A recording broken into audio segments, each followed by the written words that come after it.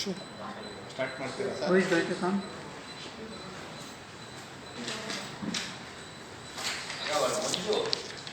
ಮಂಜು phone చేస్తాను అవ్వలేదు వాళ్ళు స్పీకర్లు మీరు వాళ్ళకి ఇస్తారా కదా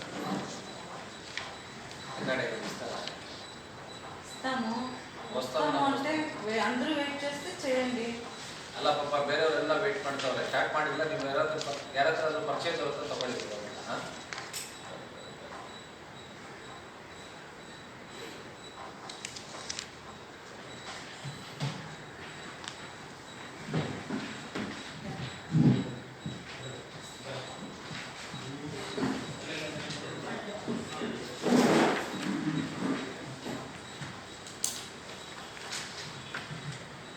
ಶುರು ಮಾಡಿಲ್ಲ ಮಾಡಲ ಸರ್ ಎಲ್ಲ ಮಾಧ್ಯಮ ಮಿತ್ರರಿಗೆ ಪತ್ರಿಕಾಗೋಷ್ಠಿಗೆ ಸ್ವಾಗತವನ್ನು ಕೊಡ್ತೀವಿ. ಇಂದು ಕರ್ನಾಟಕ ರಾಜ್ಯ ಖಾಸಗಿ ಸಾರಿಗೆ ಸಂಘಟನೆಗಳ ಒಕ್ಕೂಟ ಮತ್ತು ಕರ್ನಾಟಕ ರಾಜ್ಯ ಖಾಸಗಿ ಬಸ್ ಮಾಲೀಕರ ಸಂಘದ ವತಿಯಿಂದ ಈ ಒಂದು ಪತ್ರಿಕಾಗೋಷ್ಠಿಯನ್ನು ಏರ್ಪಡಿಸಿದ್ದಾರೆ. ಪ್ರತಿ 2 ವರ್ಷಕ್ಕೊಮ್ಮೆ ರಾಷ್ಟ್ರೀಯ ಸಂಘಟನೆಯಾದಂಥ ಒಂದು ಬೋಕಿ ಅನ್ನುವಂಥ ಒಂದು ರಾಷ್ಟ್ರೀಯ ಸಂಘಟನೆ ಇದೆ. Bus and car operators confederation of India ಅಂತ ಹೇಳ್ಬಿಟ್ಟು ಅದರ ಹೆಸರು. ಅದು ಸುಮಾರು 2016ರಿಂದ ಪ್ರತಿ 2 ವರ್ಷಕ್ಕೊಮ್ಮೆ ಪ್ರವಾಸ್ ಅನ್ನುವಂಥ ಒಂದು ಎಕ್ಸಿಬಿಷನ್ ಅನ್ನ ಮಾಡುತ್ತೆ. ಈ ಪ್ರವಾಸ ಅನ್ನುವಂಥ ಎಕ್ಸಿಬಿಷನ್ ಏನು ಅಂತಂದ್ರೆ ಅದರ ಮೂಲ ಉದ್ದೇಶ ಭಾರತ ದೇಶದಲ್ಲಿ ಎಷ್ಟು ಮ್ಯಾನುಫ್ಯಾಕ್ಚರರ್ಸ್ ವಾಹನಗಳ ಮ್ಯಾನುಫ್ಯಾಕ್ಚರರ್ಸ್ ಇದ್ದಾರೆ, ಎಷ್ಟು ಸ್ಪೇರ್ ಪಾರ್ಟ್ಸ್ ಮ್ಯಾನುಫ್ಯಾಕ್ಚರರ್ಸ್ ಇದ್ದಾರೆ, ಡೀಲರ್ಸ್ ಇದ್ದಾರೆ, ಇವೆಲ್ಲವನ್ನು ಒಂದು ಜಾಗದಲ್ಲಿ ತಂದು ಎಕ್ಸಿಬಿಷನ್ ಮಾಡಿ ಪ್ರದರ್ಶನವನ್ನು ಮಾಡಿ ಅದಕ್ಕೆ ಬಸ್ ಮಾಲೀಕರಿಗೆ ಮತ್ತು ಕಾರ್ ಮಾಲೀಕರಿಗೆ ಒಂದು ವಿಶೇಷವಾದಂತಹ ಒಂದು ಮಾಹಿತಿಯನ್ನು ಕೊಡ್ಲಿಕ್ಕೋಸ್ಕರ ಮಾಡಿರ್ತಕ್ಕಂಥ ಒಂದು ಈವೆಂಟ್ ಆಗಿದೆ. ಆದರೆ ಈ ಬೋಕಿ ಅನ್ನುವಂಥ ಸಂಸ್ಥೆ ದುರಾದೃಷ್ಟವಶಾತ್ ತನ್ನ ಸ್ವಂತಕ್ಕಾಗಿ ಈವೆಂಟ್ಗಳನ್ನ ಇವತ್ತು ನಡೆಸ್ಕೊಂಡು ಬರ್ತಾ ಇದೆ. ಕಾರಣ ಇಷ್ಟೇ ಸ್ನೇಹಿತರೆ, ಏನಾಗಿದೆ ಅಂದ್ರೆ ಬೋಕಿ ಅನ್ನುವಂಥ ಒಂದು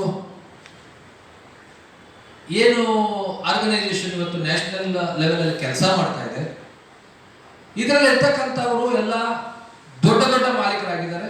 ಒಬ್ಬೊಬ್ಬರ ಹತ್ರ 500, 100, 200, 300, 400 ಬಸ್ಸುಗಳಿವೆ. ಅವ್ರಿಗೆ ಬೇಕಾದಂತ ರೀತಿಯಲ್ಲಿ ಇವತ್ತು ಮಾರ್ಪಾಟುಗಳನ್ನ ಮಾಡಿಕೊಂಡು ಈ ಒಂದು ಈವೆಂಟಿನ ಮುಖಾಂತರ ಅಂದ್ರೆ ಈ ಒಂದು ಆರ್ಗನೈಸೇಷನ್ ಹೆಸರಿಟ್ಟುಕೊಂಡು ಈ ಈವೆಂಟಿನ ಮುಖಾಂತರ ಒಂದು ಇನ್ನೊಂದು ರೀತಿಯಾದಂತ ಅಂದ್ರೆ ಪರದೆಯ ಹಿಂದೆಯೇ ಕೂಡ ಹಣ ಮಾಡುವಂತ ಒಂದು ವ್ಯವಸ್ಥೆಯನ್ನ ಇವತ್ತು ಬೋಕಿ ಸಂಘಟನೆ ಮಾಡಿಕೊಂಡಿದೆ. ಕಾರಣ ಇಷ್ಟೇ,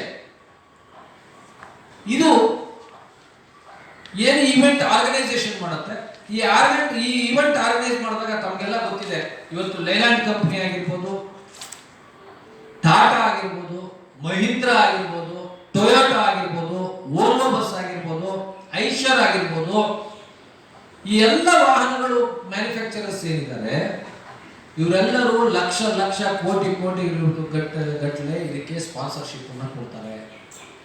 ಆದ್ರೆ ಈವೆಂಟ್ಗೆ ಮಾತ್ರ ಇದು ಖರ್ಚಾಗೋದು ಏನಕ್ಕೆ ಖರ್ಚಾಗುತ್ತೆ? ಹಣ ಕೇವಲ 2 ಉದ್ದೇಶಕ್ಕಾಗಿ ಖರ್ಚಾಗುತ್ತೆ. ಒಂದು, ಎಕ್ಸಿಬಿಷನ್ಗೆ ಸೆಂಟರ್ಗೆ ನಾವು ಕೊಡಬೇಕಾದಂತಹ ಹಣ ಬಾಡಿಗೆ, ಕಟ್ಟಬೇಕಾದಂತ ಬಾಡಿಗೆ, ಮತ್ತು ಬಂದಂತ ಅತಿಥಿಗಳು ಅಂದ್ರೆ ಬಸ್ ಮಾಲೀಕರು ಏನಿದ್ದಾರೆ, ಕಾರ್ ಮಾಲೀಕರು ಏನಿದ್ದಾರೆ, ಅವರಿಗೆ ಅಲ್ಲಿ ಬಂದಾಗ ಊಟದ ವ್ಯವಸ್ಥೆ ಮತ್ತು ತಿಂಡಿಯ ವ್ಯವಸ್ಥೆ, ಬೆಳಗ್ಗೆ ತಿಂಡಿಯ ವ್ಯವಸ್ಥೆ ಮತ್ತು ಊಟದ ವ್ಯವಸ್ಥೆಯನ್ನು ಮಾತ್ರ ಮಾಡಲಾಗುತ್ತೆ. ಆದ್ರೆ ಅದು ಬಿಟ್ಟು ಇನ್ಯಾವುದೇ ರೀತಿಯಾದಂತಹ ಹೆಚ್ಚಿನ ವ್ಯವಸ್ಥೆ ಇರೋದಿಲ್ಲ. ಇನ್ನಿದ್ದಂತ ಉಳಿದಂತ ಹಣವೆಲ್ಲ ಈ ಒಂದು ಬೋಕಿ ಸಂಸ್ಥೆಯ ಹತ್ರನೇ ಉಳ್ಕೊಳ್ಳುತ್ತೆ. ಆದ್ರೆ ಬೋಕಿ ಸಂಸ್ಥೆ ಏನ್ ಮಾಡಿದೆ ಅಂದ್ರೆ, ಸಂಘ ಏನ್ ಮಾಡಿದೆ ಅಂತಂದ್ರೆ, ಈ ಹಣವನ್ನ ಕೋಟಿ ಗಟ್ಟಲೆ ಬರುವಂತಹ ಹಣವನ್ನ ಒಂದು MMActive ಅಂತ ಅನ್ನುವಂತ ಒಂದು ಈವೆಂಟ್ ಮ್ಯಾನೇಜ್ಮೆಂಟ್ಗೆ ಕಂಪನಿಗೆ ಕೊಟ್ಟು, ಈವೆಂಟ್ ಮ್ಯಾನೇಜ್ಮೆಂಟ್ ಕಂಪನಿ ಅದನ್ನ ಉಪಯೋಗಿಸಿಕೊಂಡು ಹಣವನ್ನ ದುರುಪಯೋಗ ಪಡಿಸ್ಕೊಳ್ತಾ ಇದೆ ಅನ್ನೋದು ಇಲ್ಲಿರ್ತಕ್ಕಂಥ ಮುಖ್ಯ ಕಾರಣ. ಇದೊಂದು ರೀತಿಯಲ್ಲಿ ಆಟೋಮೊಬೈಲ್ ಸ್ಕ್ಯಾಮ್ ಅಂತ ಹೇಳ್ಬೋದು. ಈವೆಂಟ್ ಅಲ್ಲಿ ಆಟೋಮೊಬೈಲ್ ಸ್ಕ್ಯಾಮ್ ಅಂತ ಹೇಳ್ಬಿಟ್ಟು ಹೇಳಿದ್ರೆ ತಪ್ಪಾಗಲ್ಲ. ಈಗ ಈ ಸಂಬಂಧಪಟ್ಟಂತೆ ಈಗಾಗಲೇ ಹಲವು ಸದಸ್ಯರುಗಳು ಇದನ್ನ ಪ್ರಶ್ನೆ ಮಾಡಿದಾಗ ಅಂತ ಸದಸ್ಯರು ಯಾರು ಪ್ರಶ್ನೆ ಮಾಡ್ತಾರೆ ಅಂತ ಸದಸ್ಯರನ್ನ ಯಾವುದೇ ರೀತಿಯಾದಂತಹ ನೋಟಿಸು ಸೂಚನೆ ಕೂಡ ಇಲ್ಲದೆ ಅವರನ್ನ ತೆಗೆದಾಕ್ತಾ ಇದ್ದಾರೆ. ಮತ್ತೆ ಈ ವಿಷಯಕ್ಕೆ ಸಂಬಂಧಪಟ್ಟಂತೆ ಒಬ್ಬ ಸದಸ್ಯರು ಇಲ್ಲಿ ನಡೀತಾ ಇರ್ತಕ್ಕಂಥ ಈ ಒಂದು ಬೋಕಿಯಲ್ಲಿ ಆರ್ಗನೈಸೇಷನ್ ಅಲ್ಲಿ ನಡೀತಾ ಇರ್ತಕ್ಕಂಥ ಈವೆಂಟ್ ಹೆಸರಲ್ಲಿ ನಡೀತಾ ಇರ್ತಕ್ಕಂಥ ಒಂದು ಹಣದ ದುರುಪಯೋಗ ಏನಿದೆ, ಈ ದುರುಪಯೋಗಕ್ಕೆ ಸಂಬಂಧಿಸಿದಂತೆ ದೆಹಲಿಯ ಎಕನಾಮಿಕ್ ಅಫೆನ್ಸಸ್ ವಿಂಗ್ ಏನು ಆರ್ಥಿಕ ಅಪರಾಧ ವಿಭಾಗ ಅಂತ ಹೇಳ್ಬಿಟ್ಟು ದೆಹಲಿಯಲ್ಲಿದೆ, ಅದಕ್ಕೆ ದೂರನ್ನು ಸಲ್ಲಿಸಿದ್ದಾರೆ. ಕಳೆದ ಬಾರಿ ಪ್ರವಾಸದಲ್ಲಿ 4 ಕೋಟಿಯ ಒಂದು ಅವ್ಯವಹಾರ ನಡೆದಿದೆ ಅಂತ. ಅದೇ ರೀತಿಯಲ್ಲಿ ತಮಗೆಲ್ಲ ಗೊತ್ತಿದೆ, ಸಾರಿಗೆ ಅಂದ ಕೂಡಲೇ ಅಸಂಘಟಿತ ವರ್ಗಕ್ಕೆ ಬರುತ್ತೆ. ಅಸಂಘಟಿತ ವರ್ಗಕ್ಕೆ ಬಹಳ ದೊಡ್ಡ ಮಟ್ಟದಲ್ಲಿ ಗ್ರಾಂಟ್ಸ್ ಇದೆ. ಈ ಒಂದು ಬೋಗಿ ಕೂಡ ಸಂಸ್ಥೆ ಕೂಡ ಸಂಘ ಕೂಡ ಇವತ್ತು ನೀತಿ ಆಯೋಗದಲ್ಲಿ ತನ್ನನ್ನು ತಾನು ರಿಜಿಸ್ಟರ್ ಮಾಡಿಕೊಂಡಿದೆ.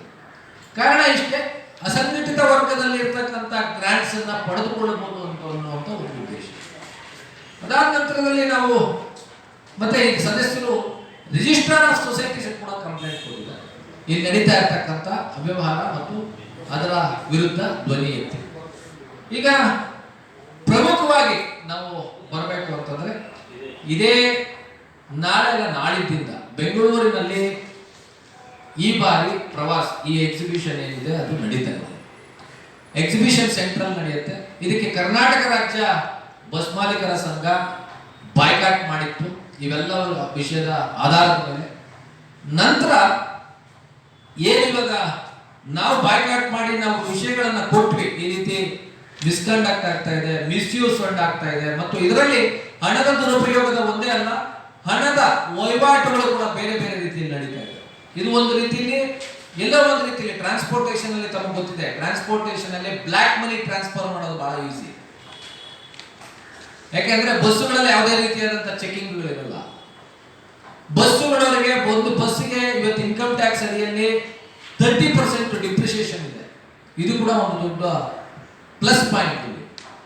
ಇದಕ್ಕೆ ಸಂಬಂಧಪಟ್ಟಂತೆ ಹಿಂದೆ ಕೂಡ ಕೆಲವೊಂದು ಅಪರಾಧಗಳು ನಡೆದಾಗ ಒಂದು ದೊಡ್ಡ ಬಸ್ ಮಾಲೀಕರ ಮನೆಯಲ್ಲಿ ಒಂದು 5 ಕೋಟಿ ರೂಪಾಯಿ ಡಿ ಕೆ ಶಿವಕುಮಾರ್ ಅವರಿಗೆ ಸಂಬಂಧಪಟ್ಟಂತೆ ಸಿಕ್ಕಿತ್ತು ಅನ್ನೋದು ಕೂಡ ತಾವು ಮಾಧ್ಯಮಗಳಲ್ಲಿ ವರದಿ ಮಾಡಿದ್ವಿ. ಸುನಿಲ್ ಕುಮಾರ್ ಶರ್ಮಾ ಅವರ ಮನೆಯಲ್ಲಿ ಡಿ ಕೆ ಶಿವಕುಮಾರ್ ಅವರ 5 ಕೋಟಿ ರೂಪಾಯಿ ಸಿಕ್ತು.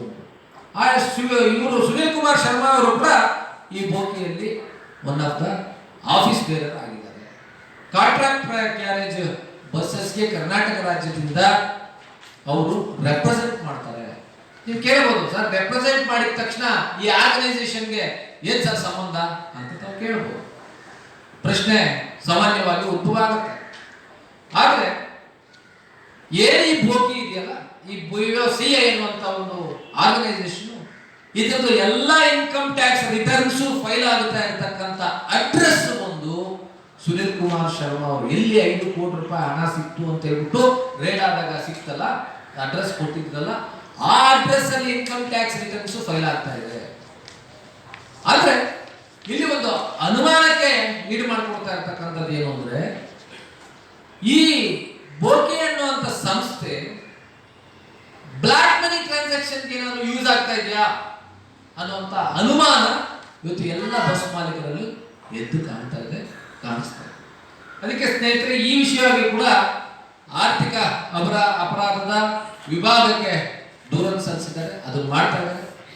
ನಾವು ಎಲ್ಲ ವಿಷಯಗಳನ್ನು ಆಧಾರವಾಗಿಟ್ಟುಕೊಂಡು ನಾವು ಬೇರೆ ರಾಜ್ಯಗಳ ಇತರ ರಾಜ್ಯಗಳಾದಂತಹ ದೆಹಲಿ ಆಗಿರ್ಬೋದು, ಮಧ್ಯಪ್ರದೇಶ ಆಗಿರ್ಬೋದು, ಛತ್ತೀಸ್ಗಢ ಆಗಿರ್ಬೋದು, ಆಂಧ್ರ ಪ್ರದೇಶ ಆಗಿರ್ಬೋದು, ತೆಲಂಗಾಣ ಆಗಿರ್ಬೋದು, ವಿವಿಧ ರಾಜ್ಯಗಳ ಅಸೋಸಿಯೇಷನ್ಗಳ ಬಳಿ ಮಾತಾಡಿದ್ವಿ. ಈ ರೀತಿ ಅಕ್ರಮವಾಗಿರ್ತಕ್ಕಂಥ ಒಂದು ಅಸೋಸಿಯೇಷನ್ಗೆ ನಮ್ಮ ಬೆಂಬಲ ಇಲ್ಲ, ನಾವು ಇದನ್ನ ಕರ್ನಾಟಕ ರಾಜ್ಯದಲ್ಲಿ ವಿರೋಧಿಸ್ತೀವಿ ಅನ್ನುವಂಥ ಒಂದು ಮತ್ತು ಬಹಿಷ್ಕರಿಸ್ತೀವಿ ಅನ್ನುವಂಥ ಬಹಿಷ್ಕಾರವನ್ನು ಕೂಡ ನಾವು ಮೊಟ್ಟ ಮೊದಲನೇ ಬಾರಿಗೆ ಕರ್ನಾಟಕ ರಾಜ್ಯ ಬಸ್ ಮಾಲೀಕರ ಸಂಘ ಹಾಕ್ತು. ನಾವು ಬಹಿಷ್ಕಾರ ಹಾಕಿದ ಕೂಡಲೇ ನಂತರ ಇಮಿಡಿಯೇಟ್ ಆಗಿ ಇವತ್ತು ಆಂಧ್ರ ಪ್ರದೇಶ ಕೂಡ ಬಹಿಷ್ಕಾರ ಹಾಕಿದೆ, ನಿನ್ನೆ ತೆಲಂಗಾಣ ರಾಜ್ಯ ಬಹಿಷ್ಕಾರವನ್ನು ಹಾಕಿದೆ, ಛತ್ತೀಸ್ಗಢ ರಾಜ್ಯ ಬಹಿಷ್ಕಾರವನ್ನು ಹಾಕಿದೆ, ಮತ್ತು ಮಧ್ಯಪ್ರದೇಶ ಕೂಡ ಬಹಿಷ್ಕಾರವನ್ನು ಹಾಕ್ತಾ ಇದೆ. ನಮಗೆ ಇದೀಗ ಬಂದಂತ ಸುದ್ದಿ ಏನು ಅಂತಂದ್ರೆ, ಈವನ್ ಹರಿಯಾಣ ಮತ್ತು ದೆಹಲಿ ರಾಜ್ಯಗಳು ಕೂಡ ಬಸ್ ಮಾಲೀಕರ ಸಂಘ ಏನಿದೆ ಅದು ಕೂಡ ಬಹಿಷ್ಕಾರವನ್ನು ಹಾಕುತ್ತೆ ಅನ್ನುವಂಥ ಒಂದು ಮಾಹಿತಿ ಈಗ ದೊರಕಿದೆ. ತಮ್ಮ ಹೆಸರು ಹೇಳಿ, introduce ಮಾಡ್ತೀನಿ. ಈಗ ನಾನು ಕರ್ನಾಟಕ ರಾಜ್ಯ ಖಾಸಗಿ ಸಾರಿಗೆ ಸಂಘಟನೆಗಳ ಒಕ್ಕೂಟದ ಅಧ್ಯಕ್ಷನಾಗಿ ಮಾತಾಡ್ತಾ ಇದ್ದೀನಿ. ನನ್ನ ಜೊತೆಯಲ್ಲಿ ಖಾಸಗಿ ಸಾರಿಗೆ ಸಂಘಟನೆಗಳ ಒಕ್ಕೂಟದ ಪ್ರಧಾನ ಕಾರ್ಯದರ್ಶಿಯಾದಂಥ ರಘುನಾರಾಯಣ ಅವರು ಇದ್ದಾರೆ. ಹಾಗೆ ನನ್ನ ಜೊತೆಯಲ್ಲಿ ಕರ್ನಾಟಕ ರಾಜ್ಯ ಬಸ್ ಮಾಲೀಕರ ಸಂಘದ ಜನರಲ್ ಸೆಕ್ರೆಟರಿ ಆದಂಥ ಸುರೇಶ್ ಅವರಿದ್ದಾರೆ. ಅದರ ಪಕ್ಕದಲ್ಲಿರ್ತಕ್ಕಂಥವ್ರು ಗೌತಮ್ ಅವರು ಕರ್ನಾಟಕ ರಾಜ್ಯ ಬಸ್ ಮಾಲೀಕರ ಸಂಘದ ಎಕ್ಸಿಕ್ಯೂಟಿವ್ ಮೆಂಬರು ಮತ್ತು ಕರ್ನಾಟಕ ರಾಜ್ಯ ಬಸ್ ಮಾಲೀಕರ ಸಂಘದ ಆರ್ಗನೈಸಿಂಗ್ ಸೆಕ್ರೆಟರಿ ಆದಂಥ ವಿನಯ್ ಅವರು ಕಡೆಯಲ್ಲಿ ಕೂತಿದ್ದಾರೆ.